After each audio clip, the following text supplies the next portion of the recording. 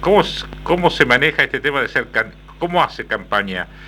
Habla primero como diputado y dice, bueno, ahora hablo como candidata constituyente. ¿Cómo hace ese rol, ese doble rol? Bueno, en realidad yo siempre hablo desde mi trabajo y mi formación técnica. Yo soy abogado, soy especialista en Derecho Constitucional, especialista en Derecho Público, entonces normalmente me toca participar en todos los debates que tengan que ver con estos temas y en la legislatura pasa lo mismo y ahora que vamos a discutir algo tan importante como la Convención Constituyente, también, así que es parte de mi perfil y del aporte que yo puedo hacer desde mi lugar y algo que me pone sumamente contento porque creo que vamos a vivir un momento histórico los formoseños este año con la reforma constitucional. ¿Qué esperan en el oficialismo, en el justicialismo que usted integra y milita y participa de esa nueva constitución? ¿Qué quieren que esté plasmado en esa constitución nueva?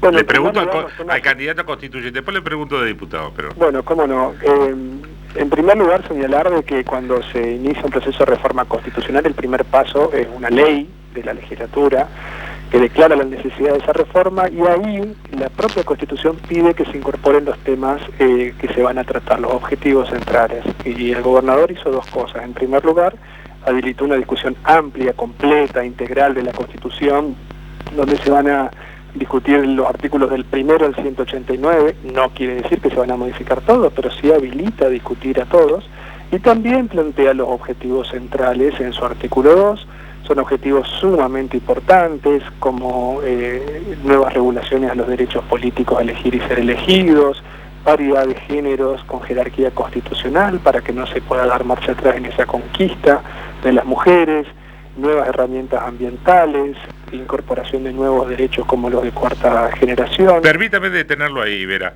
Sí.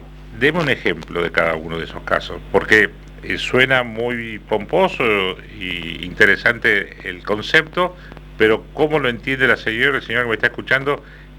¿Qué implicaría en el día a día que eso se incorpore de alguna manera y con alguna forma en particular? Bueno, te puedo sintetizar todos los objetivos en dos, que es lo práctico, lo que va a ocurrir, por el motivo por el cual es tan importante esta elección. En primer lugar, es la posibilidad de poder asegurar derechos y conquistas alcanzadas por la comunidad formoseña a lo largo de todo este tiempo, porque lo que no está en la Constitución no está asegurado. Esto es el mensaje central.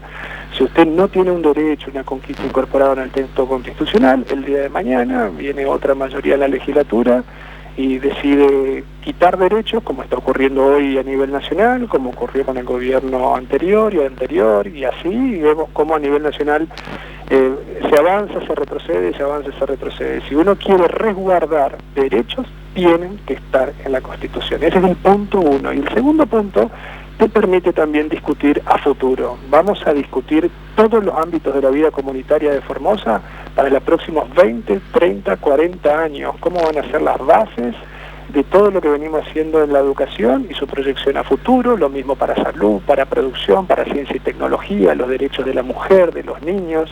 Entonces, por eso es una discusión tan importante, porque lo que se vaya decidiendo en esa convención constituyente va a ir sentando, consolidando conquistas que costó muchísimo al pueblo formoseño alcanzar y no se quieren perder. Y también se pueden incorporar nuevos derechos. Hablábamos, por ejemplo, de los derechos de cuarta generación. Fíjese que cuando se reformó por última vez la Constitución Provincial en el 2003 no habían celulares todavía, o muy poca gente lo tenía. Lo mismo Internet, muy poca gente lo tenía. Y yo le pregunto, si un niño, un joven, no tiene acceso a Internet, no tiene acceso a la tecnología y a la sociedad del conocimiento, ¿estaría en igualdad de condiciones con cualquier otro niño? Y la respuesta es no. Entonces la tecnología puede ser un factor de enorme desigualdad o puede ser un instrumento de igualdad de oportunidades. ¿Cuál es la diferencia? ¿Cómo lo tenés regulado?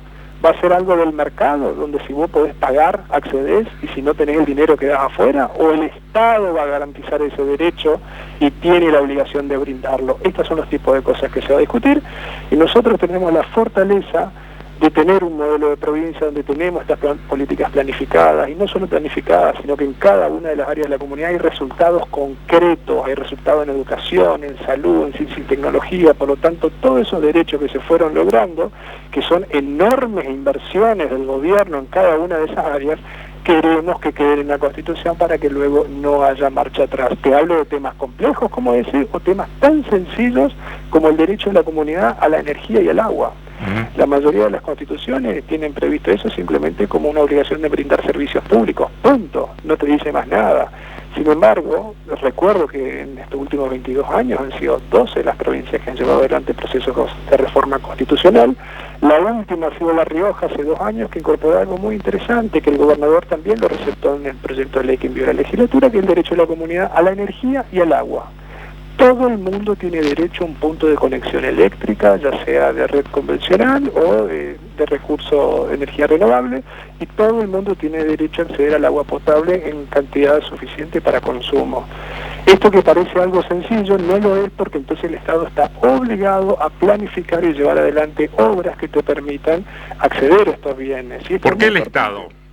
¿Cómo? ¿Por qué el Estado está obligado? Bueno, sencillamente porque si el Estado no invierte, por ejemplo, en el proyecto Pantalón y las correderas del oeste para que ingrese el agua del río Pilcomayo, que son inversiones enormes y que ningún privado lo puede hacer por la cantidad de dinero que significa, y porque además el agua es un recurso público, la mitad de la provincia se queda sin agua. Y hay épocas en donde hemos tenido apoyo del gobierno nacional para financiar esas obras que hay que hacer todos los años, y hay épocas en que no hay ninguna ayuda del gobierno nacional, como está ocurriendo hoy en día.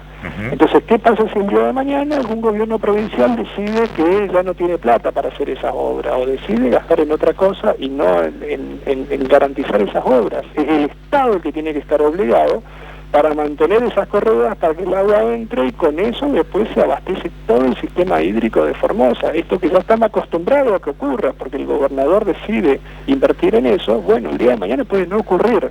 Lo querés garantizar, que esté en la Constitución.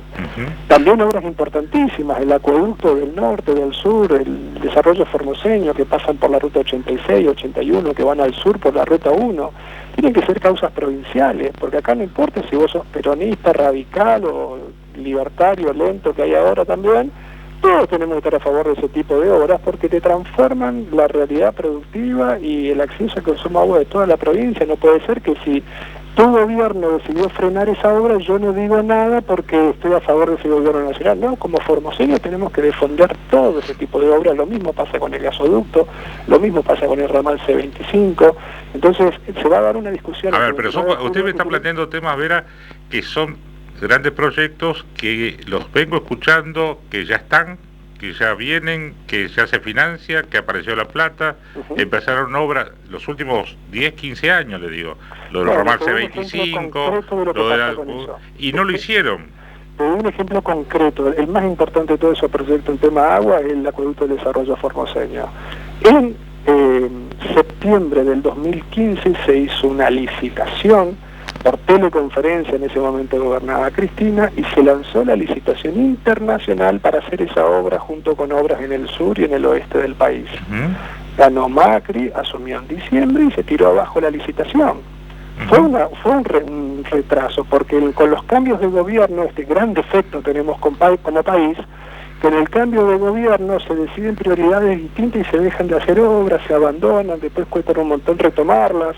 Tenemos que tener la madurez política suficiente, que si decidimos como país que determinada obra es importante, hay que terminarla sin importar qué color político tenga el gobierno nacional o el provincial o lo que sea. ¿Cómo puede ser que Macri se enojó con Formosa y decidió frenar el gasoducto cuando faltaban 10 kilómetros para que termine el gasoducto? ¿Sabe por qué? Troncal. Porque hubo un intendente peronista de Salta que se robó los caños. No, si faltaban 10 kilómetros acá... Se robó los caños un intendente de su partido, Chaco, Vera. Para enganchar con Chaco. Estamos hablando de gasoducto Troncal. Yo creo que el Troncal viene de Salta, no del Chaco. No, entonces entramos en este tema. Bueno, por eso digo... La oposición formoseña, a los diputados, a los legisladores de la oposición formoseña, nunca levantan la voz cuando se frenan obras en Formosa. Nunca. Y eso es un grave defecto, Diego. Porque vos no podés ponerte contento porque se frenan obras de escuelas, se frenan obras de hospitales, se frenan... Obvio que no. Rutas, no podés ponerte contento, no dicen una sola palabra, liquidaron la obra pública nacional en todas las provincias, no dicen ni una palabra, y cuando pasa algo bueno, ni siquiera se ponen contentos. Formosa sale primero en las pruebas a aprender nacional, que demuestran el enorme avance en la calidad educativa. No escuché a un solo opositor ponerse contento, por el contrario, estaban tristes porque dejaba bien a Formosa y a la política educativa de Infran. Entonces esa forma de ver a Formosa, esa suerte de desprecio que yo creo que tienen, no la pueden volcar el día de mañana en escribir una constitución para nuestros hijos y nietos, porque andás a ver qué puede ocurrir. Creo que ahí está nuestra principal fortaleza. Nosotros tenemos un modelo, planificación, políticas públicas, una conducción muy clara, y el pueblo formoseño lo sabe, por eso viene votando de la manera en como vota, y que yo estoy convencido que lo va a volver a hacer este 29 de junio. Diputado Vera, gracias por atendernos. Muchísimas gracias. Muy amable.